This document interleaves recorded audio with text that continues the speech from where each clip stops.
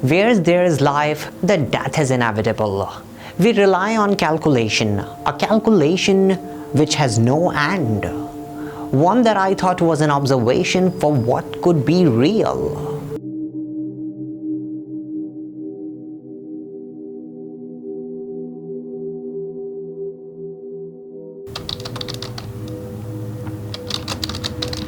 Zero zero 168 1432 001.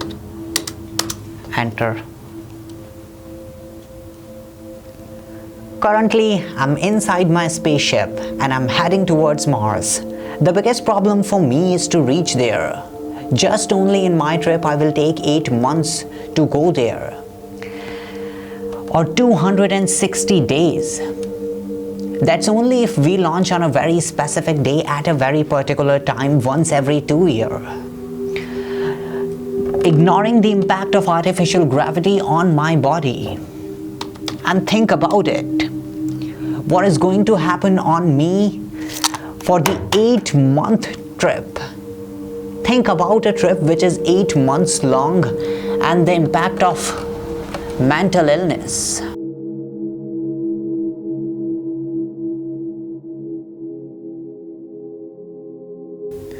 No one has ever touched it. I became the first to collect the evidence. I need food, shelter, water, clothing to survive.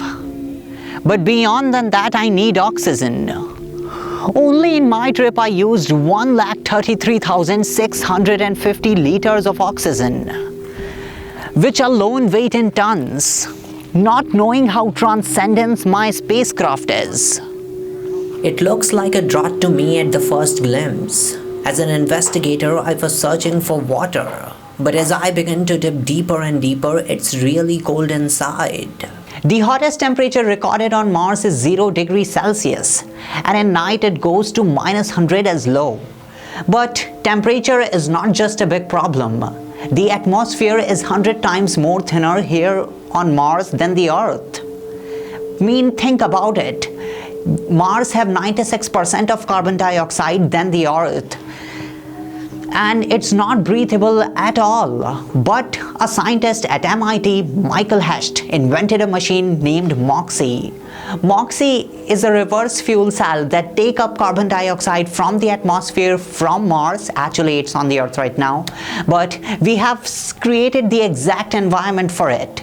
And that take up CO2 and pump out oxygen.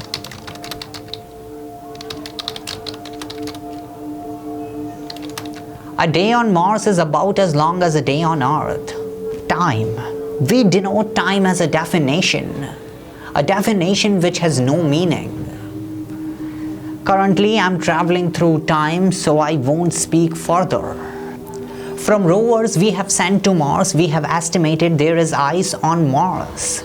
But ignoring the good news, we have no atmosphere to protect us from cosmic radiation and ultraviolet light from the sun. The pressure is so low that the saliva inside my mouth and the moisture coating in the interior of my lungs would boil. On Earth, we need global warming to be stopped. But on Mars, we need global warming to melt those ice. And then we need water. And then water must be evaporated to make clouds. We need a man-made environment to live there. And think about it, as I began to dip inside it in the search for water, due to low gravity and lack of moisture, a dust storm can last for months. Mars has only 38% of the Earth gravity, and it will decay my bones in just a few months. And I wouldn't be stand straight. Now I have to convey this message to the people on Earth. But my message will take 3 minutes to 22 minutes to reach. Since communication only travels with the speed of light, I couldn't find anything faster than that.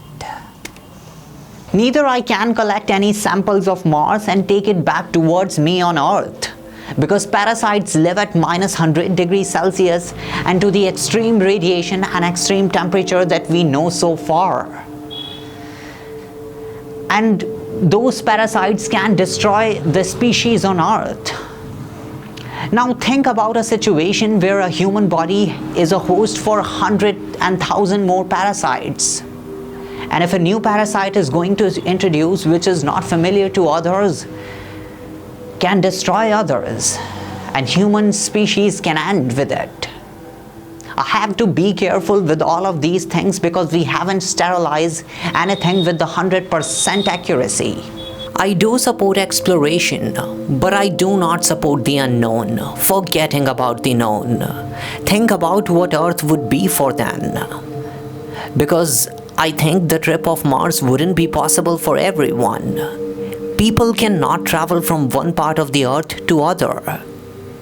It is the longest journey a human has ever taken, and it would definitely be going to cost something. Imagine what life would be if all the amount was invested to save humanity on the Earth. And sometimes I think I must go with the exploration of Mars. But the one we must not forget, where there is life, the death is inevitable. And as always, thanks for watching.